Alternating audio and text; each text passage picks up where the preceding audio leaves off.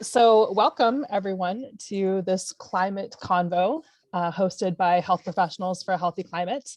I'm Brenna Dahani. I serve as the Executive Director of our organization.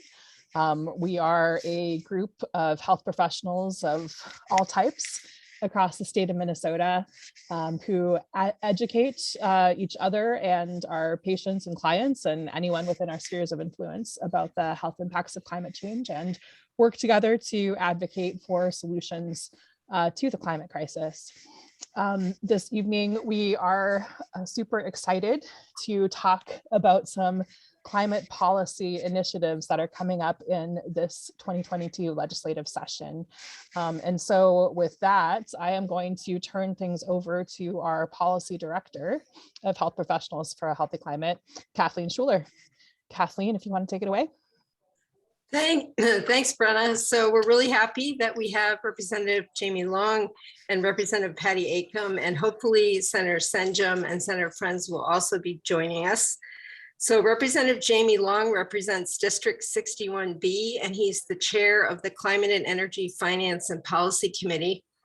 Representative Acomb represents District 44B, and she's the vice chair of the Climate and Energy Finance and Policy Committee, and she's the chair of the Minnesota House Climate Action Caucus. So I had sent a couple of questions to our legislators to talk about the various budgetary issues. We want to talk about climate justice, and we want to talk about what we think can get past this session.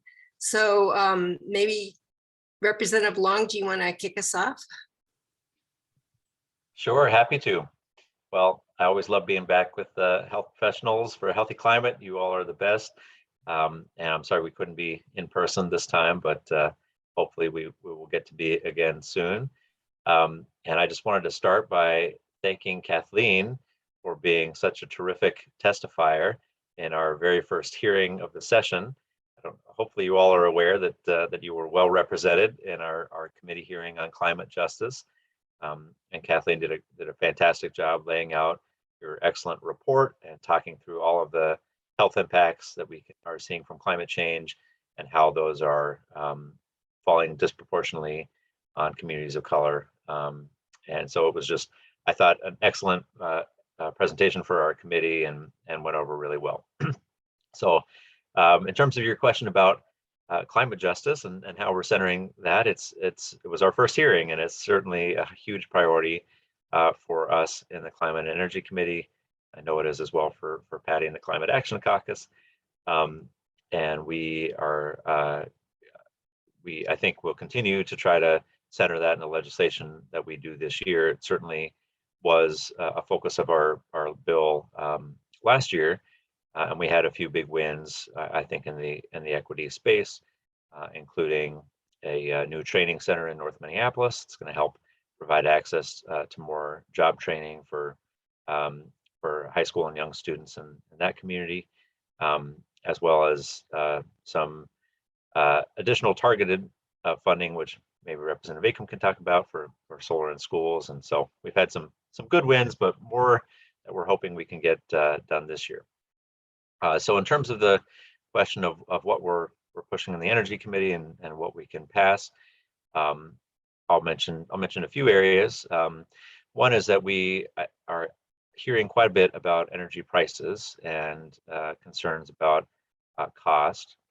And one solution that we're hoping to push, which is really has multiple benefits, is weatherization. And we have had federal money coming into the state for weatherizing homes, making them more energy efficient for many years. But we have never really put state money in a meaningful way. We put money from utilities in right now through the Conservation Improvement Program, but we don't put in any state money. And if you compare that to Wisconsin, it means that they do about 3 times more homes per year than we do, because they're putting in some state money to try to help improve weatherization. So weatherization has the benefit of helping people afford to live in their homes. We heard today in committee that it usually reduces energy bills 20 to 30% for an average homeowner. It also has a climate benefit because we are reducing the amount of energy that those homes are consuming. And oftentimes it has a health benefit too, because they're going to be able to go into that home, and sometimes they're able to do things like remove vermiculite or clean up some of the old, some outdated building structure components that also have healthy home benefits. So lots of good, I think, values that bill touches on, and we're going to hopefully be making a big push on weatherization funding this year. We also are going to be working on electric vehicles. We have next Tuesday, I think, is going to be our electric vehicle day, and the Climate and Energy Committee talking about electric vehicle infrastructure build out, rebates to help folks afford the upfront cost of cars, and also looking at trying to create some opportunities for new construction to put electric vehicle chargers in as well. So stay tuned for that. And we're, I think, going to have a focus on building efficiency as well, and seeing if we can help improve the efficiency for new construction for buildings. We've been working on that for some time. We know that buildings are 40% of the energy usage of our state, and a big part of the challenge. So we're hoping that we can do more in that space to help improve our building stock. So those are a few of the things, and I'll let Representative Acomb touch on some of the other priorities that she's working on, and the Climate Action Caucus too. Thanks, Representative Long. Do you want me to go ahead, Kathleen? Yeah, go ahead, because we can suss out some of these questions in a bit. Okay. And what I was thinking back to your questions, and so I thought Jamie did a great job of talking about what some of the things we're working on in the Climate and Energy Committee. And so maybe I'll talk a little bit about what we've been working on in the Climate Action Caucus. And so many of you, I'm sure, are very well aware that we are sitting with a pretty large projected budget surplus this year. And in the Climate Action Caucus, we saw that as a real opportunity. And so we put forward a proposal that looks to invest $1 billion, billion with B, $1 billion in climate solutions. And it's a broad-reaching proposal with 30 different provisions that are looking to address this really important issue of climate change. And there's energy provisions and transportation, and to Chair Long's point about buildings, there's investments in weatherization and the issue around buildings, and also in our lands and environment. There's a lot of wonderful things we can do around natural carbon sequestration and around increasing soil health. And so that's another area that we're investing in, as well as adaptation, because we know our climate is changing. We all are seeing it happen in front of our very eyes. And so we need to make sure that communities are ready to be more resilient for our changing conditions. And so we are putting together a set of policies to help cities and local governments deal with the changing climate and extreme weather events that might be coming their way. And, as I think about this proposal and put it in kind of the climate justice lens, there's many, many different areas where climate justice is being incorporated. And I will just say maybe around transportation is a really important one. Chair Long talked about some of the EV work.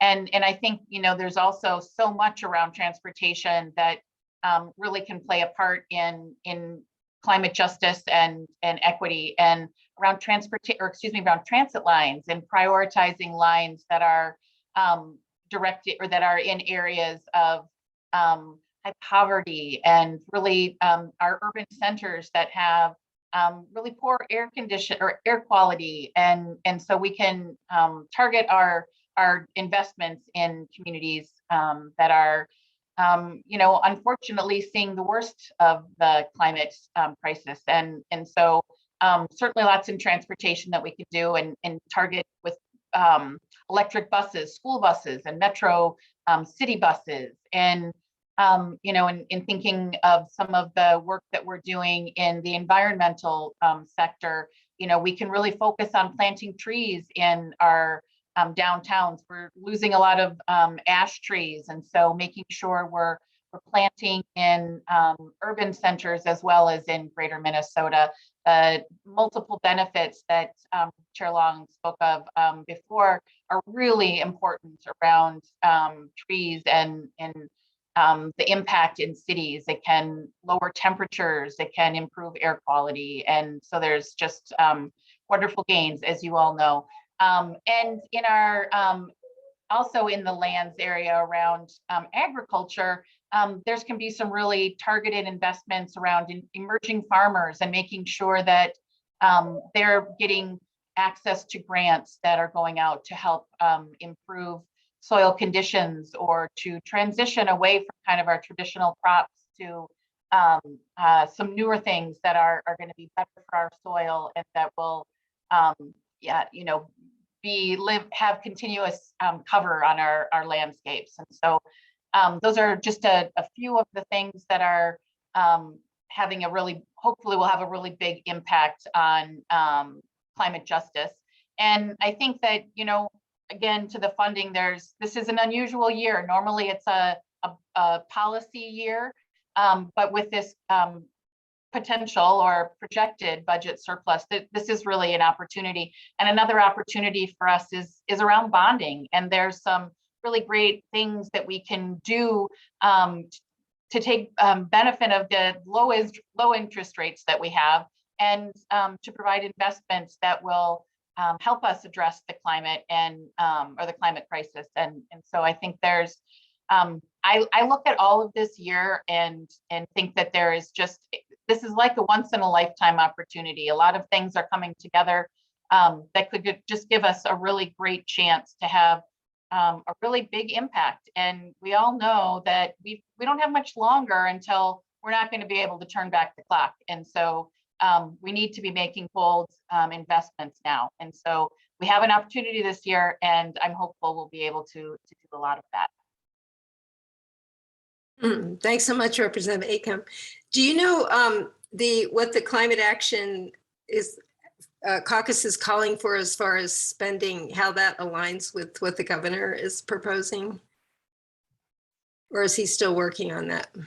Well, I think the governor came out with quite a bit. I think it was just under $1 billion in climate investments. Now it's not completely in line with our investments. And I guess therein lies the legislative process. And but I will commend the governor for recognizing, again, the opportunity and the issue and how important it is. So I think that there's a real chance that we can come together on some really big improvements. That's really encouraging. So there's a question in the chat about the Climate Action Caucus, if it is nonpartisan. Let's see, Dick asked, is it nonpartisan? How many members? How many DFL?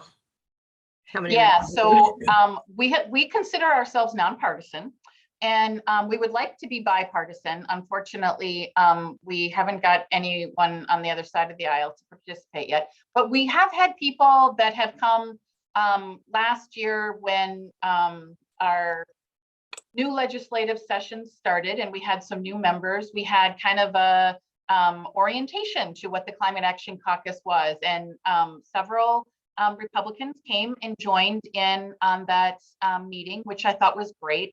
I think that it's hard when we do things in a virtual world. It's hard to build relationships and to make people feel like they are welcome and safe. And so I think that if we were in person, I think that would be different. I do think that there's more bipartisan interest in climate change today. And so while we don't have any amongst us right now, I am hopeful that we will. I think there are some members that are very interested in specific issues and so I think that if we can get together in the same world again, there's real hope there. So I see Mike has his hand, or go ahead, If I Representative. could just add, Kathleen, I think it is worth noting that the bill we passed last year, which was bipartisan by nature because we're a split legislature, did take some really meaningful steps on climate policy and clean energy. So we passed the ECO Act, which was a really historic, I think, reform to our energy efficiency system and as energy efficiency standards for buildings, including increasing the requirements to invest in low income spending for energy efficiency for low income residents. We also had Representative Acomb's terrific Solar in Schools bill, which is a huge investment. The Solar Rewards program we invested in considerably.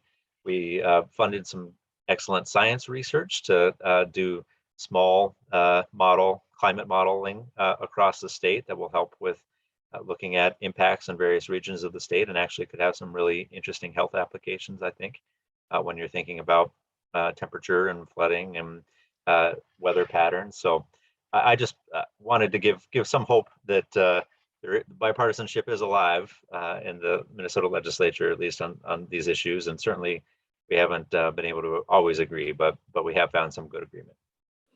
And I know last year the House passed the Next Generation Climate Act to update our climate carbon-free goals, and the Senate, I don't think the Senate gave it a hearing or anything. Do you think that's something that the Senate might consider this year? Well, we can always hope. I will say there was maybe some reluctance to the goals, and but I think we have to keep pushing, because if we aren't looking toward the real goal and holding ourselves accountable, how are we ever going to address this issue? And so we'll keep trying. We'll keep trying. So Mike has a question. Go ahead, Mike. Yeah, hi. Thank you, Patty and Jamie, for this being here tonight. I would love it if you would, today I listened to your committee hearing on the Commerce presented different aspects of the infrastructure bill that was passed. So there's a lot of money there. A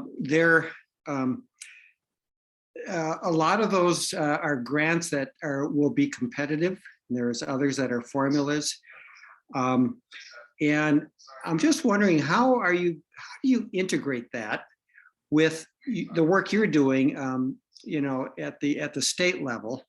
And then also, do you, since it's competitive, and which means that Minnesota would have to make an investment to get these grants, do you feel hopeful that the Republican Party would acknowledge the benefit of these? We just don't want to lose this opportunity.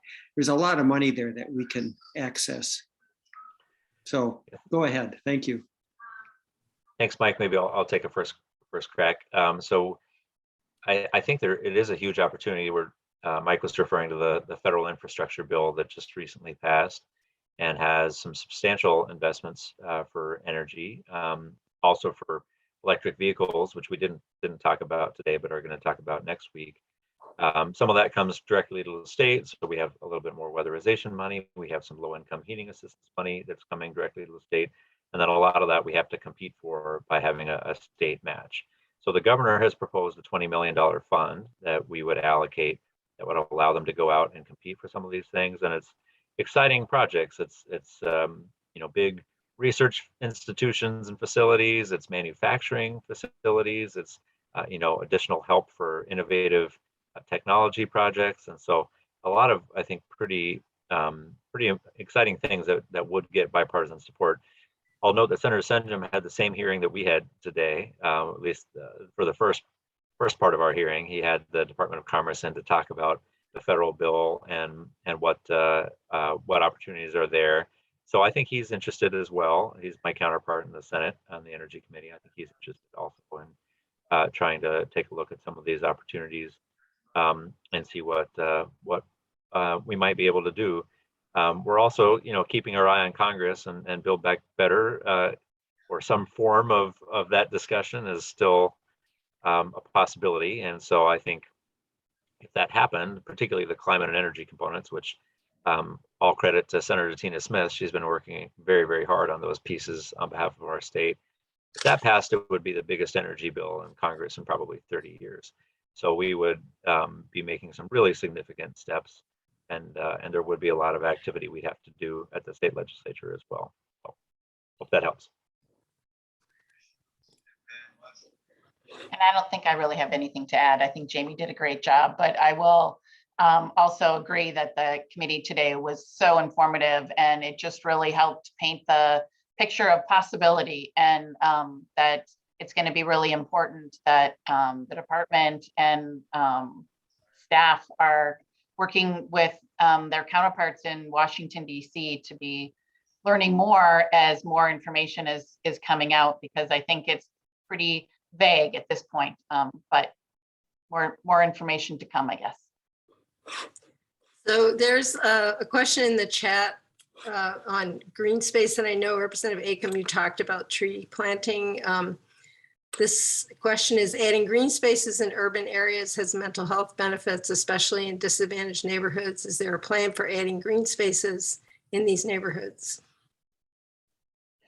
Well, I think certainly as far as adding trees and vegetation, I think you're right. And I think all of us, as we think about this pandemic, I know so many, myself included, and so many other people have really benefited in being able to go out and experience nature and just be outside. And so I think that we need to make sure that all communities have access to that opportunity, and it's all ages. There's a grade school in my community that is doing kindergarten outside all year round, even now. And so they just had a great news story about them. And next year they're going to do kindergarten and first grade. And so each year they're going to add a grade. And it's because we know the benefits are so important, and that young people and old people, everybody gets something out of it. So I'm really committed. In Minnetonka, we have an area that we are developing. It's in Opus. Many of you won't know where that is, but right now it's a business park, and that's where the light rail is going to be going through. And so we're trying to transform what has typically been more industrial and commercial to be residential and recreational too. And so I think everywhere we need to be deliberate about adding some green space. And so I think certainly in the Minneapolis and St. Paul communities, that's a huge need. So I think yes, there will be. Thank you. Mary, did you want to ask your question? Yes, thank you so much for this opportunity. A question, we know that we haven't met our carbon emissions reduction goals as set by the Next Generation, 2007 Next Generation Energy Act. Were those goals too ambitious, or were we not ambitious enough? Well, maybe I'll start with that, because I have a bill introduced to update those goals to what they're supposed to be. So I think back in 2007, I think they were right. They were accurate. And had we all acted on that, the science then, we would be in a much better place than we are today. Unfortunately, we didn't. And so we're finding that, the climate and the environment has changed a lot in the last 13, 14 years.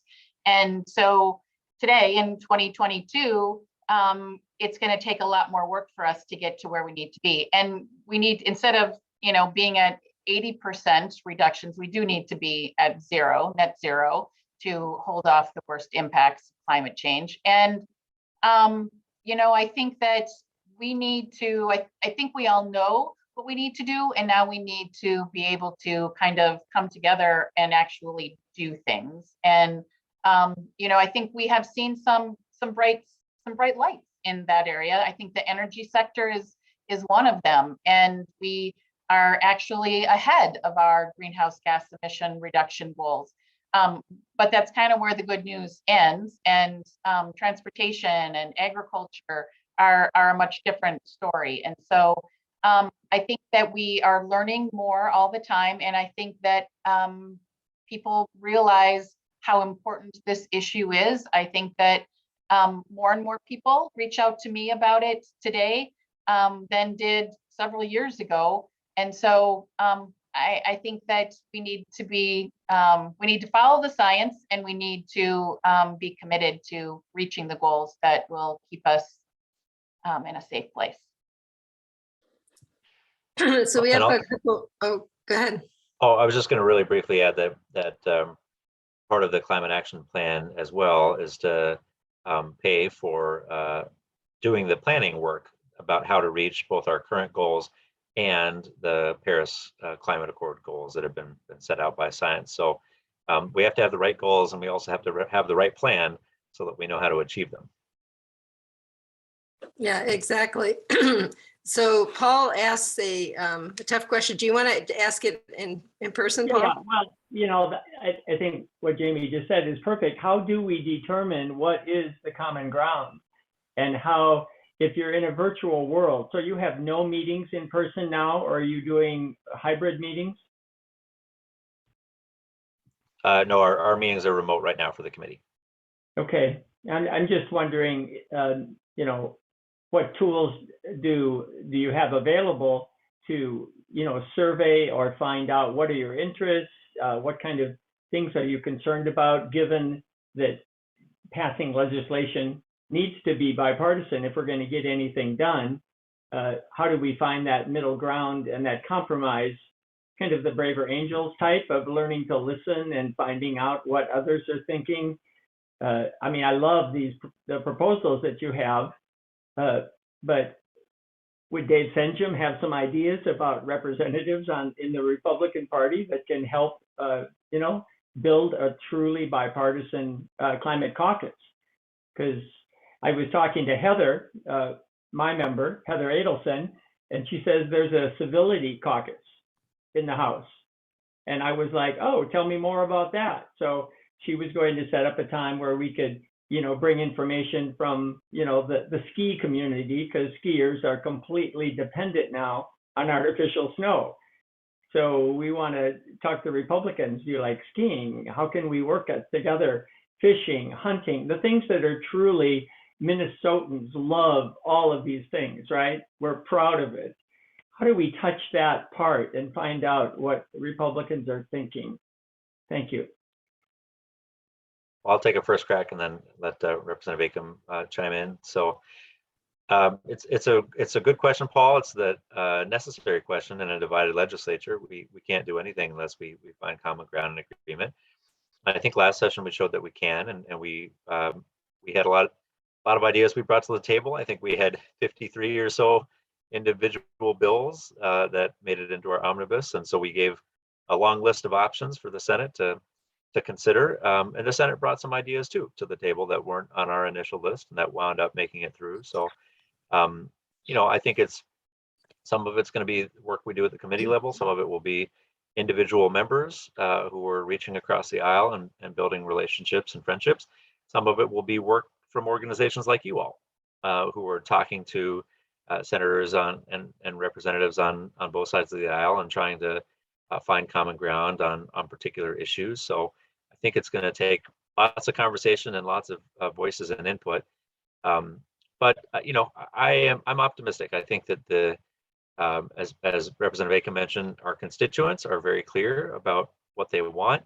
There was a great Minnesota 350 poll over last summer about clean energy, and it gets overwhelming support across the state, greater Minnesota and the Metro. Republicans and Democrats want clean energy. They support 100% clean energy even when asked that question. They want us to move towards renewable energy. We did some door knocking in greater Minnesota in the interim in communities like Rochester and Mankato, Northfield, and got really positive responses from all walks of life. So we know the public is there. And sometimes legislators just need to hear from their constituency to understand where they're at and help us all find some common ground. Thank you. And I'll just add, I think Jamie did a really good job covering it, but I will say that as you all, I'm sure, realize in your day-to-day life, your interactions with people today need to be much more deliberate. Like, you don't just run into somebody and have the opportunity to chat, and so you have to make that happen. And so I actually had my legislative assistant today set up an appointment to meet with Senator Senjem, because there's some bills that I think he can help me find some authors for in the Senate. And I think that they're good ideas that are bipartisan or nonpartisan, really, ideas. And so I think we just need to make the time to talk and find common ground. And I think the whole notion of the input from groups like yours is really important. It's, as a lawmaker, when I hear from constituents about something that's important to them, I take notice. And if I hear from a couple, I take even more notice. And if I hear from a lot, then this is something that's really important. And so I think the whole exercise of reaching out to legislators is really important right now, because that is, you can't be at the Capitol, so we can't see people. My dog is hopping up to join us. So we can't see people to see the ideas and the issues that are important to them. So I think reaching out, I would encourage you guys to continue to do that and to do more of it. And is the best way to do that on phone, email, letters? What do you prefer? Well, I will just say that for me, an email is great because I can read it when I have the time to do it. And also, same thing, if I can't pick up a phone call, you can always leave a message. So there's not really a bad way. Texting is always nice too. That's an easy way to communicate. But I think, emails are read and they're effective. And so I think that that's often an easy way to communicate. Yeah, and I was going to ask if, as health professionals, a lot of times the health messages get through to people. I don't know if they still do.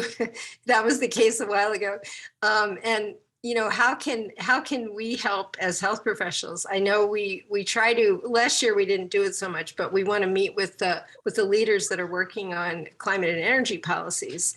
But we also need to mobilize our constituents who are not in the metro area to talk to their legislators. And that's something that I think we could work on more. We're trying to establish chapters throughout the state, and so that health professionals have they can network together, and they can advocate as individuals, at least.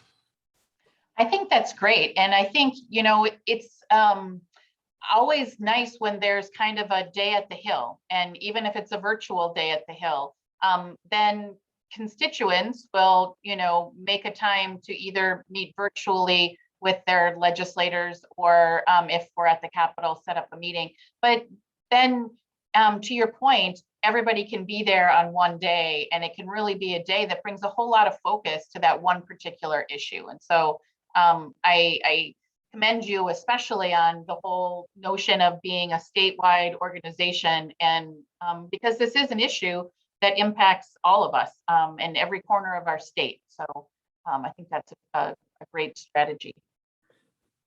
Thank you. And I wish our senators were here so we could ask them about hearing some of these bills, because we know that the House has been a powerhouse in supporting and passing climate bills, 100% electricity, Next Generation Climate Act, et cetera. And these haven't gotten hearings in the Senate, unfortunately. So we've got a couple people put some comments in the chat. Peter, did you want to talk about your comment, Peter? Sure. And this could deal with just general budget related issues or the bonding, but we definitely have a climate crisis developing before us, and there's a lot of state tax dollars going to be spent on disasters like the big flood in Duluth years ago. So we really need to up our game in terms of the state's effort. And the simplest way to think about this kind of thing is if we take state tax dollars and do things to improve and reduce the consumption of fossil fuels by state facilities and state vehicle fleets, then we're going to save taxpayer dollars. You know, the legislators can go back to the constituents and say, we've got a payback period of X number of years. We're going to save tax dollars in the long run. We're going to reduce our consumption of fossil fuels. It's going to be a win-win for the environment and for the taxpayers. We really have to up our game. I mean, if some community wants a new public works building or a new ice skating rink or something that's gosh darn nice to have, well, maybe we need to put our focus on conserving energy and saving the environment and saving the tax dollars so we have a future ahead of us for us and our grandkids. Peter, I think you make a really great point. And there was a bill that I passed last year that was based on that very notion, and it was solar on schools. And so if we could put solar panels on top of schools, we could save the costs that schools use to pay that, and they could reinvest that in their classrooms, or they could cut taxes, they could do whatever they wanted to do. And it's a really popular program. It was rolled out in Minnesota outside of the XL territory on January 1st. And by the end of January, they had 120 applications from schools around the state that are interested in participating in solar on schools.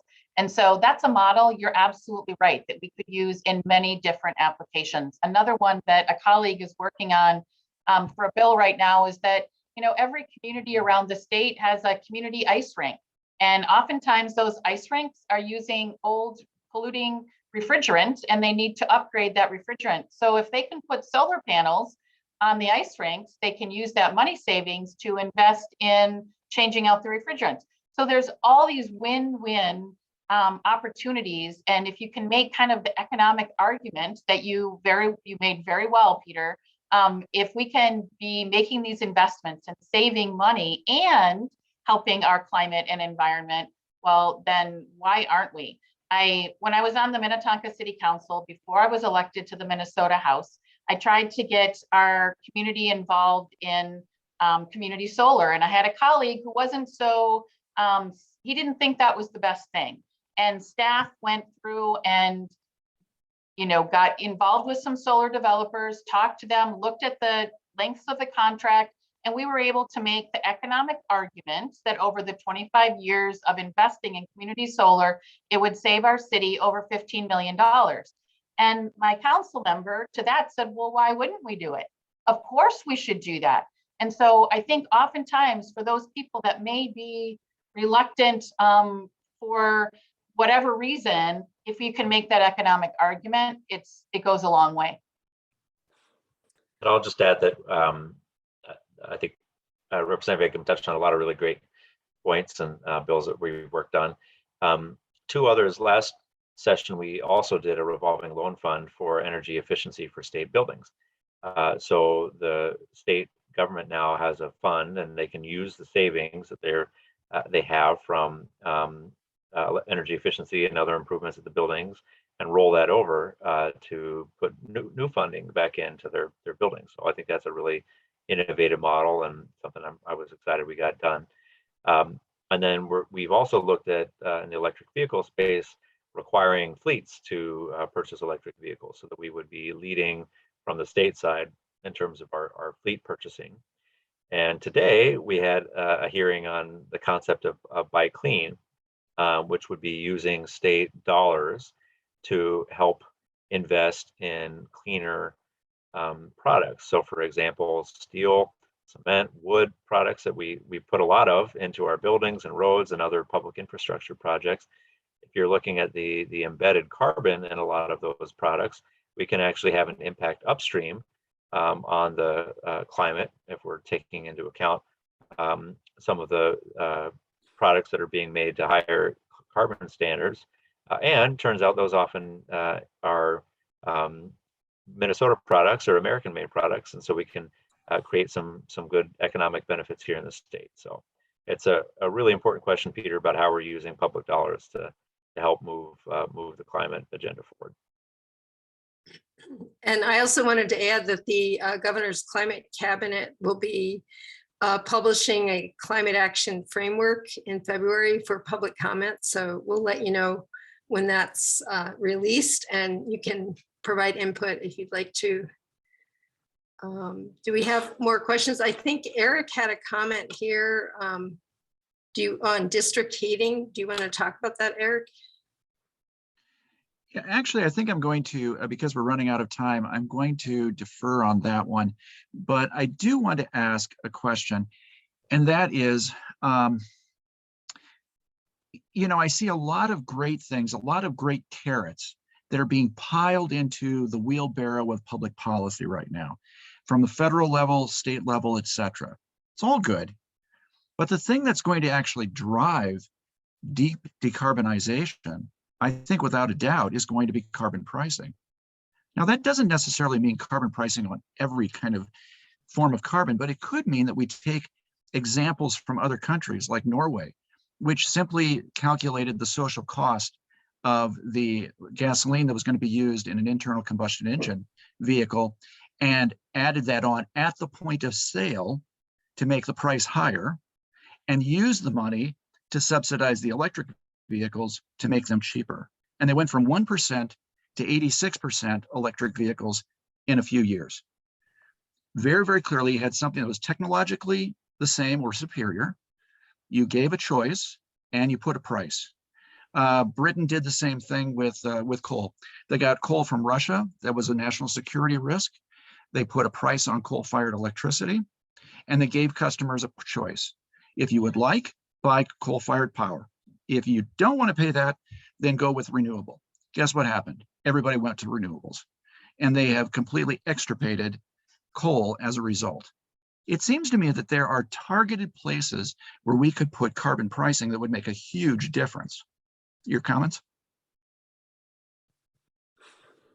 Yeah, I don't disagree, Eric. I think that we have a couple of examples in Minnesota where we do have some pricing. We were the first state in the community solar space to use social cost of carbon. And we have what's known as the value of solar in that space, which is a subsidy for, you know, the benefit that solar provides, taking into account all the additional costs. So we were a leader in that space, but we don't have that many examples, across the state, I think, of going as far as you're suggesting in terms of a particular price transfer mechanism like that. Those have proven difficult to enact in the U.S. Washington State tried really hard and had two failed votes on that. I suspect that it would be pretty difficult with the Republican Senate. But I think that those are very valuable tools. And I think that you're right, from a policy perspective, we're going to need bigger things than carrots. I think the 100% clean energy bill is an example of a pretty big stick in the realm of setting a trajectory for how we're taking the energy sector.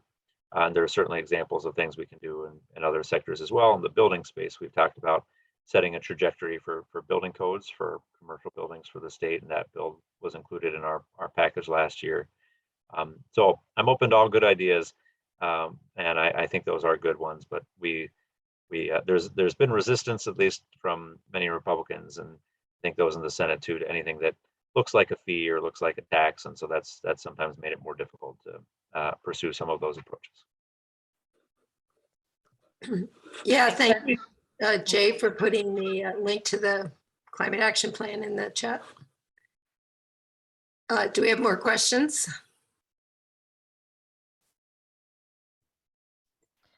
I have a question, if I may. So when we've been talking about this budget surplus and your climate plan for ways that that funding could be utilized, I'm curious about whether there's been consideration for helping health systems to also be leaders in sustainability and also in adaptation to make our health systems more resilient to the challenges that are coming with the climate crisis. I know that there's a spectrum of, ownership of health systems. Some are, of course, county or public, and others are private, all of that. But if there might be ways to incentivize them through opportunities to engage with grant funding or things like that, I think that could be really helpful, because of course, health systems have been very hard hit these past couple of years in responding to the COVID crisis, and how that has really kind of changed how they're functioning and operating. So just wondering if any of that has been considered in some of the plans that you have going.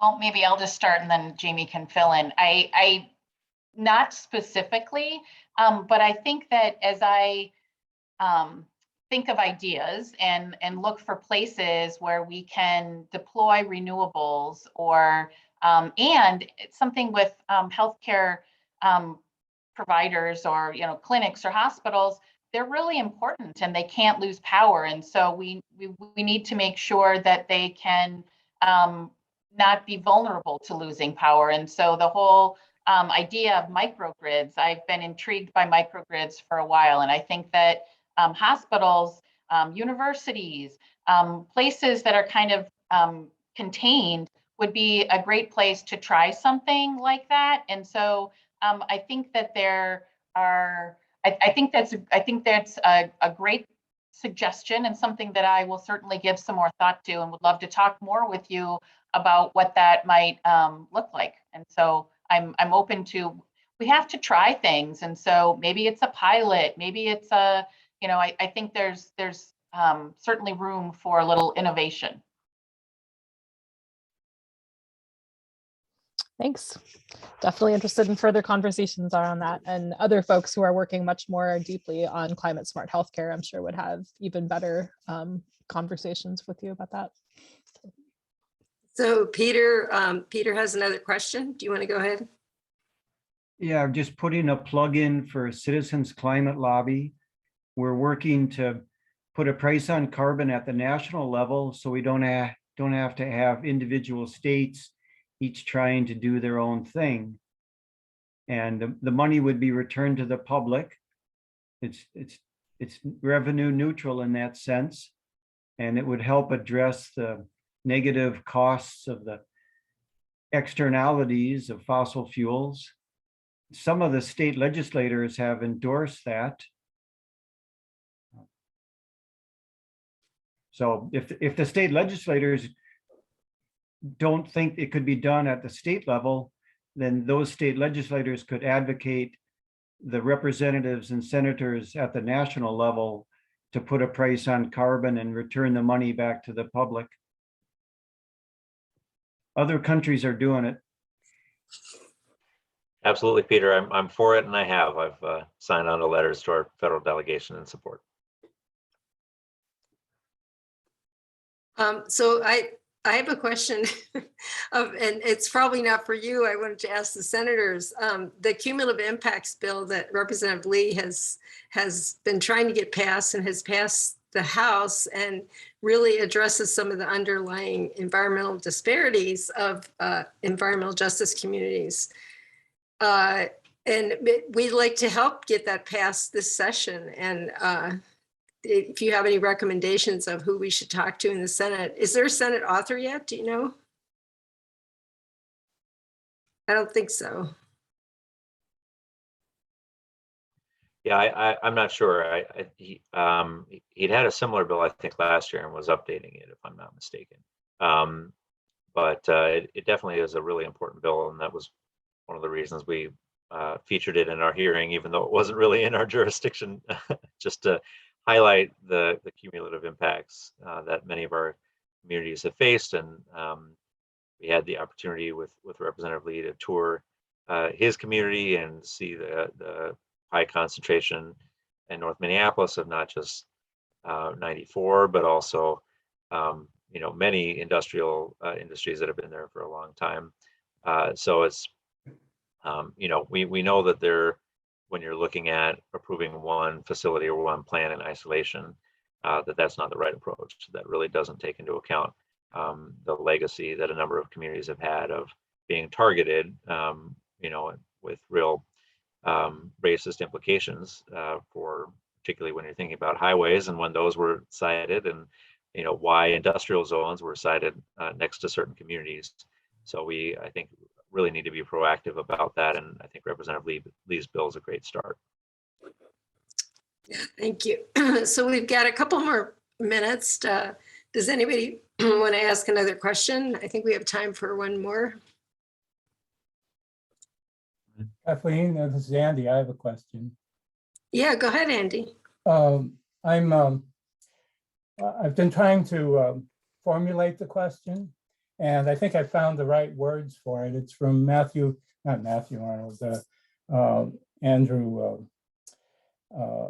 can't even think of his name, one of the old poets.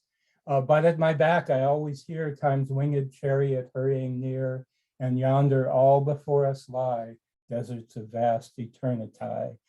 It's a love poem, actually. And there's a dark side to this. And as you know, I'm in philosophy and love the dark side.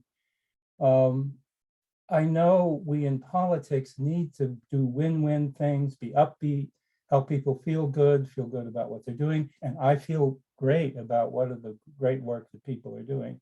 Is there some way to quietly remind opponents of the dark side of this, that they're really on the wrong side and haste needs to be made? And can we help them feel good and supportive about moving toward us? Or do we always have to say, oh, you'll win too, there are economic benefits, it's great for everybody? It somehow rings false, at least in my heart.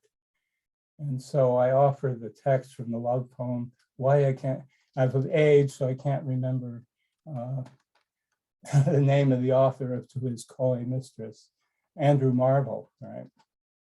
So I have a To His Coy Mistress question. Well, you're asking a tough question, Andy. Well, it is a tough question. How do we reach people? and yet let them know that, this is not going to work if you aren't really working with us. You're going to see real problems that will cost you in ways that may surprise you. And many of those costs, as I made in a note here, are not economic.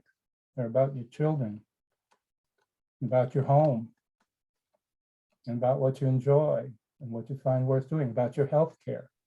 Healthcare won't be able to deal with the health problems of climate change, not the way it's working now. Very and true. It's happening fast. It's happening fast. Does anybody have insights on that? I wonder how the politicians deal with the dark side. I know you know it. You're very responsible. You do great work. I love what you do. How do you get that across to the other side? Or don't you? Well, I don't know, maybe I have found that you can, I think I look at the pandemic and we can show the best science and we can tell people this is what we can do to help one another and we have seen that can be, it isn't effective. And so, then do you try and shame? Well, we've tried that too. And do we, put, regulations? And yes, we have, and there are still people who push back. And so I'm not trying to say that I don't agree with your premise that we do need to show the harsh reality of not doing anything. And I think that in some places that works, but that's not necessarily always very effective in a committee, for example. And it can then turn what could be an informational discussion into a circus. And so it can turn it ineffective. But I don't think you're wrong. And I think that we do need to remind ourselves what's going to happen if we don't all work together to solve this climate crisis, because it's going to take all of us. And so I think there's a time and a place. And so. All right, Representative I Acomb, I'm agree. quite with you, actually. I spent a lot of years doing consultation in healthcare and ethics, and it never made sense to shame anyone or even tell them they're wrong. All you have, but in healthcare, death is near, so you don't need to remind people of that. And there are people who feel shame and guilt, but you don't want to make them feel shame or guilty. In fact, basically everybody wants to do the right thing. And I think I agree, and I think we both agree, that it's a tricky job to do that when in the background there's a really big problem that can't be addressed with what little that the other side is offering. I'll just add, Andy, that I think Representative Ackham's right. I think it's limited as a persuasion tool, but I think there are some circumstances where it can persuade, and that's when people feel it in their real life, when they can witness it with their own eyes. So I think we've seen weather disasters, we've seen impacts to people's way of life, their farm. That's starting to change some people's views on this. And for some, they might not tie it to climate, they might resist that tie, but I do think that is starting to change. It's getting harder and harder to ignore what people see with their own eyes. So that has some impact. But I think as a persuasion tool, we've seen some of the other benefits get us further and faster. So making the cost argument, for example, on clean energy has been the most powerful tool I think we've had to move clean energy faster in deployment.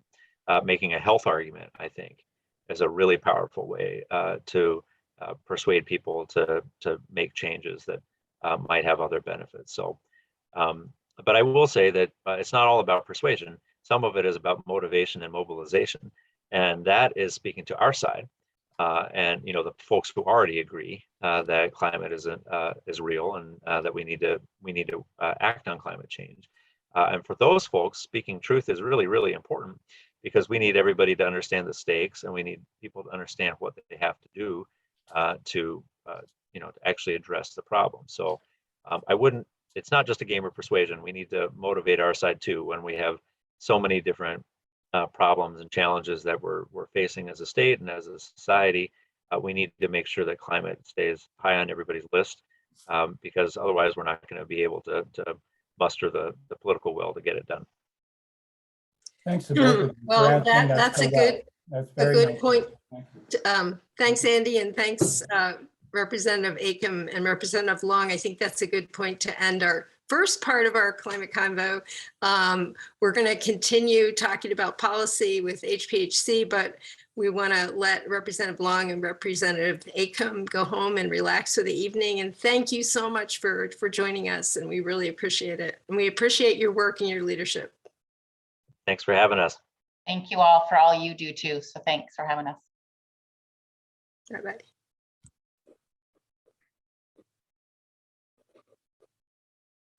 So we have a couple hands up, but we can have our own discussion.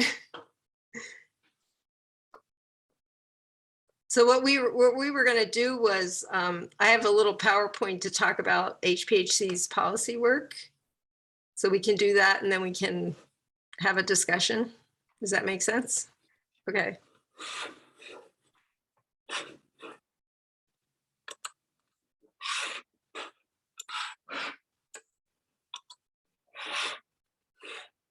I'm going to share my screen.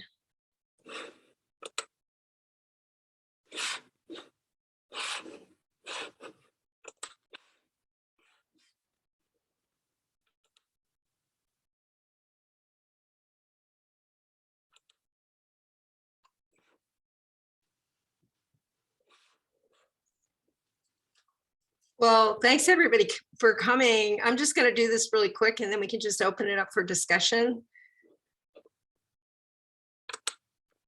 So the work that HPHC has been working on for the past few years We've been part of the Minnesotans for Clean Cars Coalition, and that was a successful effort because we're now a clean cars state in Minnesota, and we will have more clean cars on the road. And the actual effective date for the model year is 2025, but the rule goes into effect in 2024.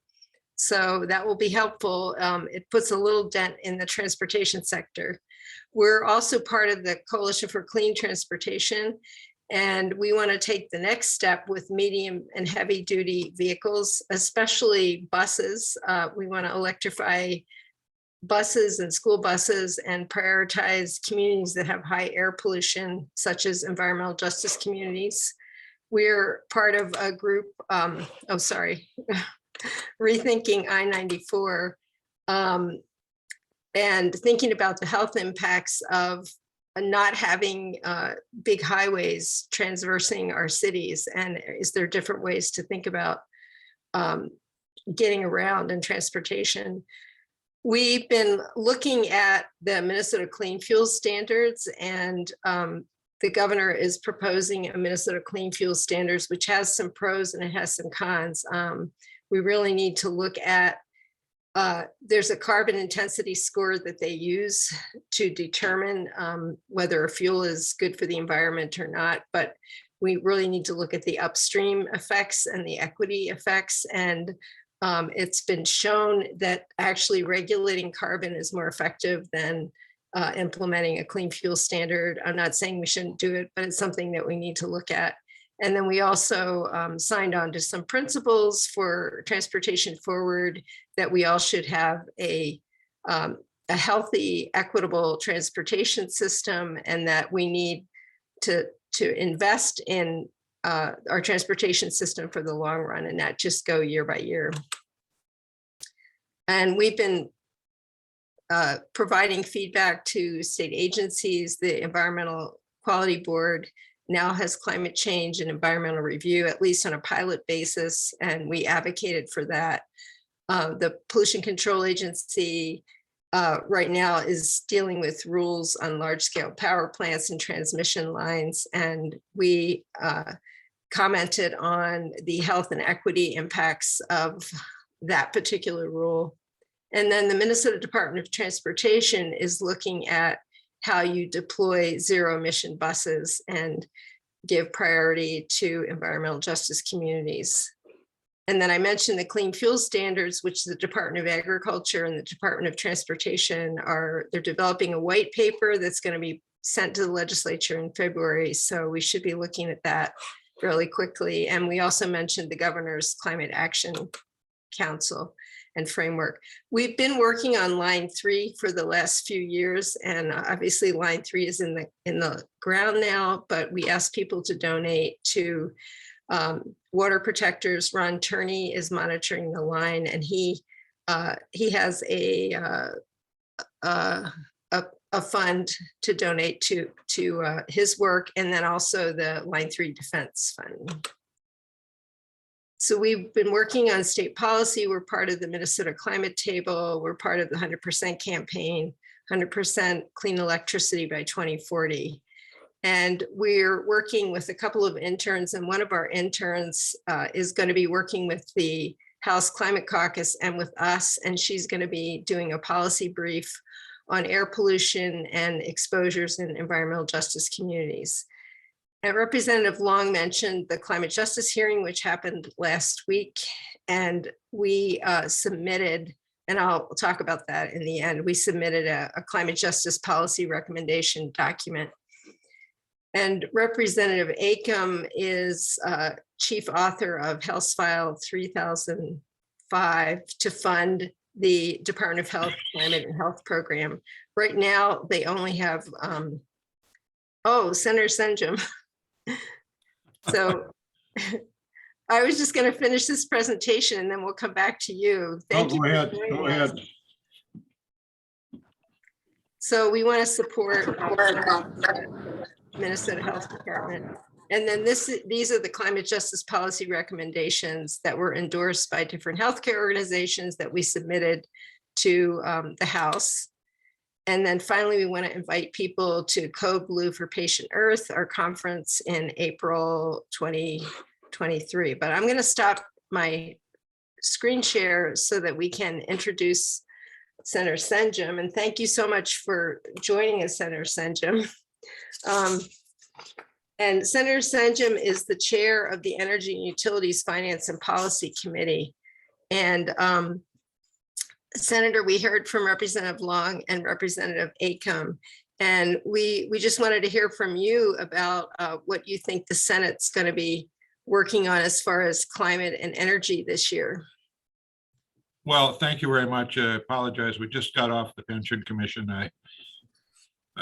That's just kind of the way it is. We had some long hearings and long subjects. So yeah, just what I hope to do, and I think generally speaking, I mean, it's all in the eyes of the beholder, but I think generally speaking, people tell us we had a pretty good pension year, or pardon me, energy year last year in terms of our bill. Probably nothing like magnanimous, but a lot of little things, and some bigger things actually in a long menu of accomplishments in terms of legislative action. So, the hope is to continue with that sort of a trend. I think we, generally speaking, understand, at least I do, the transition that we're in, and we need to move in that direction.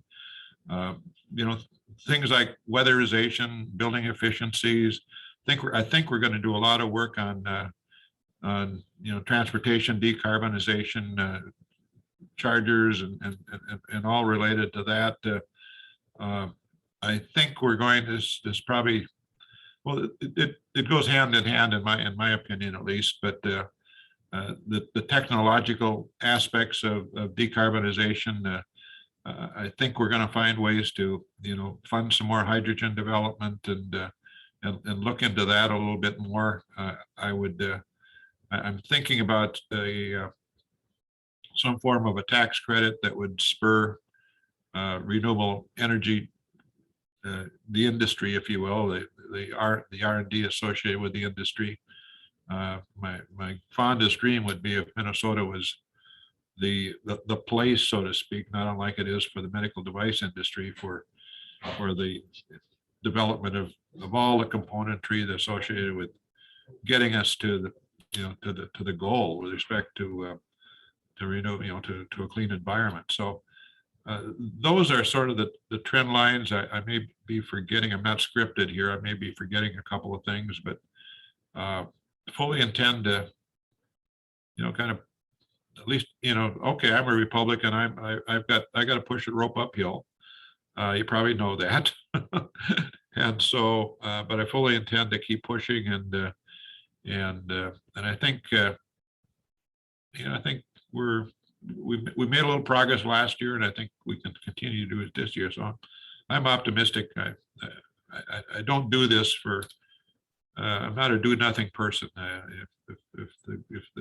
If the goal is to do nothing, then I don't need to be chair. So this is not a title that I relish necessarily, but it's an opportunity that I have, and I want to use it to, in terms of just advancing the cause, and that's my goal, and hopefully, come May 20th or 21st, we'll have done good things. That's, but you never know how these bills go until you play them out, and in some cases you have to do a little finessing and so on and so forth, and use back doors and things like that to get them across. But it's all legal, it's all proper, and it's all hopefully all good in the end. So, and I think, by and large, we're getting better at this stuff on my side. So I just remain optimistic. I'm sort of the guy that's a little bit out of the bubble in terms of this stuff, but I guess I just been called to do this, and I'd like to carry this torch to the best of my ability. So we'll continue to work with Representative Long. Representative Long and I have a really good relationship in terms of being able to work together, and at least that's my opinion. And you'll have to ask him, but I think that we showed that last year, and I think we can continue to do that this year. So I guess I just remain optimistic, but let me just take any questions and we'll see where it goes. Well, I just want to thank you for your leadership and your hard work on working on climate policies, Senator Senjem. No, it's important. It's the future. It's absolutely the future.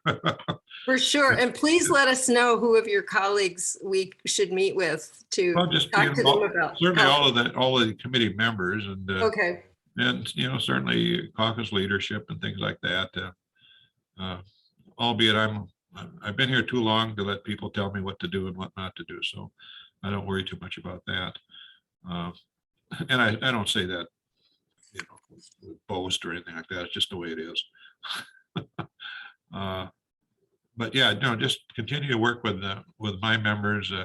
Let them know what's how this is important to you, and certainly why it's important to you. And just this is a journey for all of us, and some of us are at different points in that journey. And I just completely understand that. If you took me back 10 years ago, I wouldn't even be meeting with you. So I mean, that's just the way it is. So everybody has to learn and appreciate and understand that we're in this ever-changing world, and we need to change with it. And if we don't, well, we don't have any choice, frankly. You're right on that. Leaders have to move the ball. I mean, that's our job. So it looks like Mike has a question. Do you want to go ahead? Please go ahead, Mike. Yeah.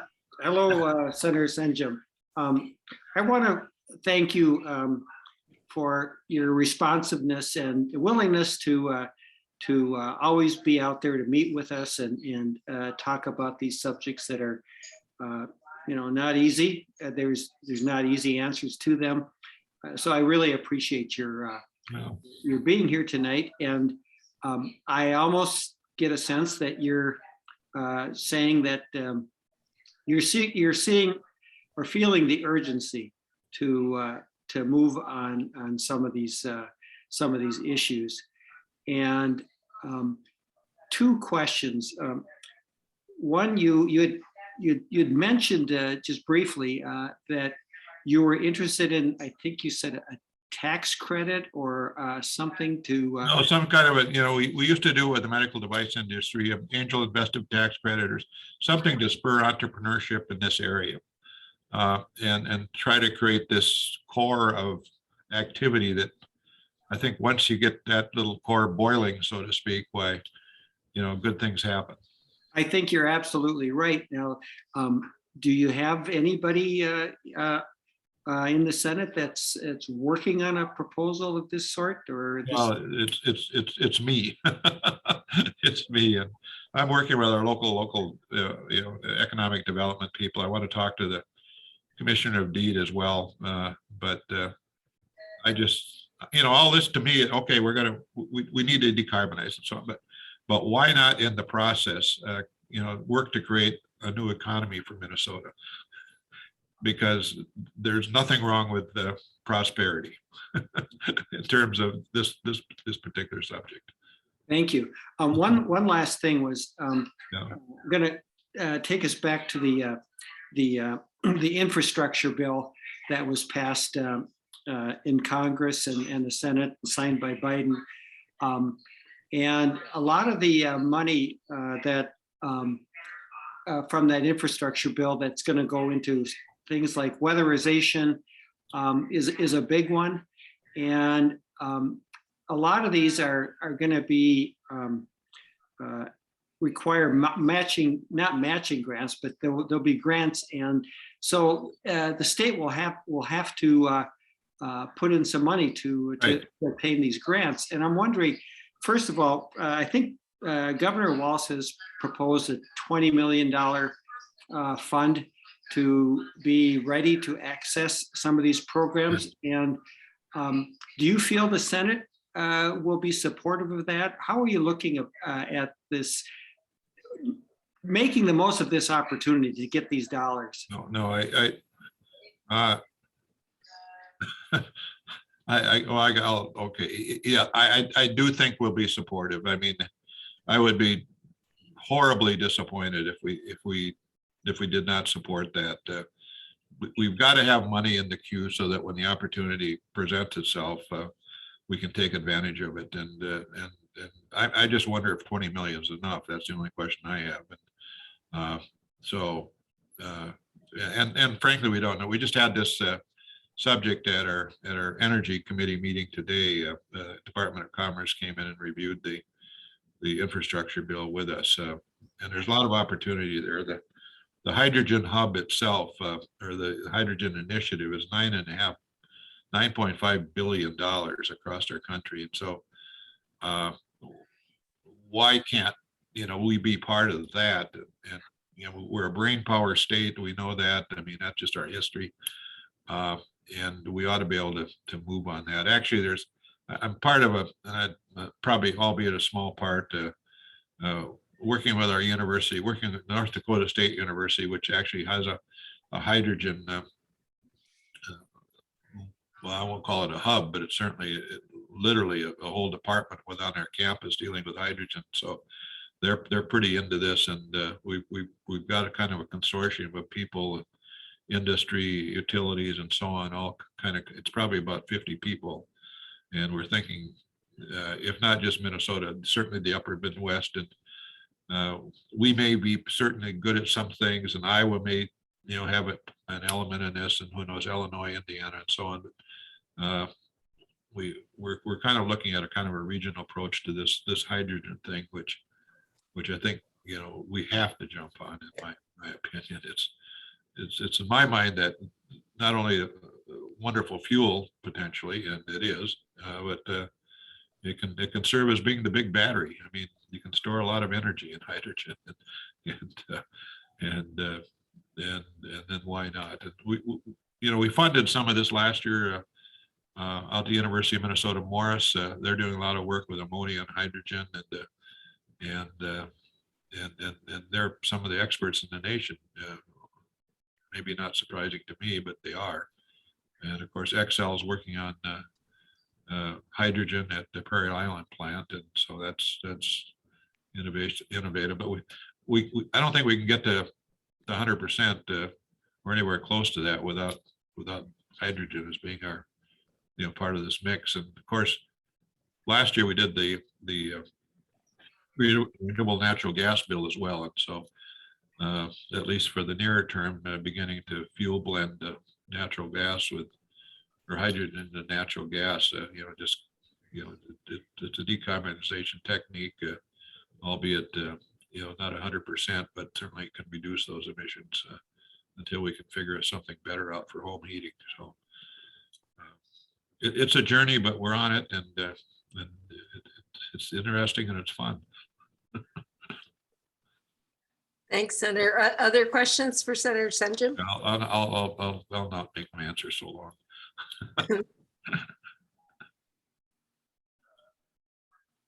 I do apologize for jumping late. I'm just fortunate there's people left on here that didn't leave. So I feel that respect. We appreciate that you Yeah. came after your other meeting. I have one question. Yeah. Go ahead, Kathleen. So the Next Generation Climate Act that updates our climate goals was passed by the House as part of their omnibus bill, but didn't really get a hearing in the Senate. Is that something that you see the Senate actually considering? Because it kind of drives all of the sectors as far as reducing carbon, and it's really needed to update those goals. Yeah, it's we can hear it. I just know that's going to be really kind of hard in the Senate to get. It's an aspirational thing, and aspirations are wonderful. I did a lot of work on, literally 3 years of work on I call it the Clean Energy First bill. I don't know if you've heard of that or not, but it simply requires that that utilities, as they go forward, a new generation, it has to be clean energy. And it's got some off ramps in there related to reliability and affordability that the PUC would make judgments about. But it kind of in effect is is 100% bill, because I don't think the PUC, you know, given the definitions in that bill, are going to exempt a utility from their obligation, literally, to you know, to move to clean energy. The off ramps I think are pretty hard, and more so, I think more and more utilities are realizing that their future is clean energy, and they're not going to be able to just, and I don't think they even want to, frankly, anymore, go away from that direction. At least the utilities I talk to are sort of, you know, they're on board, and certainly investor owned, I think, are pretty strong in Minnesota. So, but yeah, I mean, I don't know. We haven't really kind of scheduled out the hearings, but you know, I want to hear the governor's proposals, and it's probably going to be in it. So we'll certainly hear that one out, I believe. We haven't gotten the governor's bill yet, so but I expect that will happen. Well, and so Senator, the Representative Long and Representative Acomb mentioned some policies that they thought that would be, they would work on in the House that could probably have bipartisan support. Like you talked about weatherization, charging infrastructure. Yeah. Would solar on schools, would that be something that the Senate would? Oh, we put a lot of money in that last year, and you know, and yes, what I want is, you want to help me a little bit.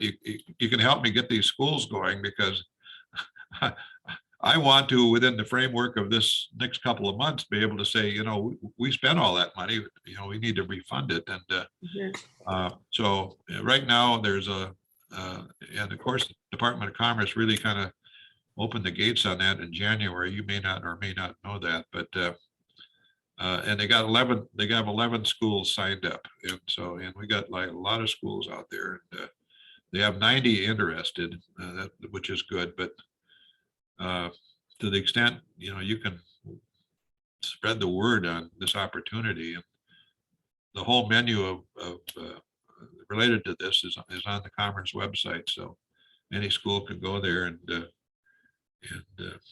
move in. But we have $8 million for the schools within the XL school district, or pardon me, not school districts, but the service territory, and another 8 million for those out states. Then frankly, we even added, and I'd like to amplify this up as well. I think we can do this solar on our college and university buildings across Minnesota. Yeah, we just started that last year with $3 million, but we can, and there's already interest, so we can add to that, I think, because because it's a good thing, and I think we'll do something, if I didn't say it, on building efficiencies too, especially with state buildings. If that's as far as we can get on that, I don't know, we'll see. But you know, the energy you don't use is probably the cheapest energy, and so so to the extent we can move on that as well, I want to try. It's like we used to say at Mayo Clinic, it's 100 little things, you know, and some aren't so little either, but you know, it's a complex, you know, it's got its own complexity, and you just have to grab pieces of it and try to solve it one at a time. And of course, mood is important. You can help a lot on that, public mood and things like that. I'll be honest with you, the public mood will vary across the state of Minnesota. The more urban you are, I think, generally speaking, the more you care about this. If you get into the hinterlands, at least, why you still like your big diesel pickup and things like that. I don't want to overcharacterize it, but you know, we can notice that even amongst caucus members, that we're all victims of our life experience, and we all have different life experiences. And that's fair, and that's the Senate, that's the legislature. That's what it ought to be, frankly. Yeah, you're right. We have to have more conversations in areas where people aren't as enthusiastic about fighting climate change. Don't drive everything.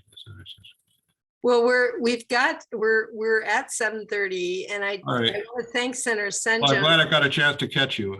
I again apologize for, the other commitment, but that had to kind of come first. So.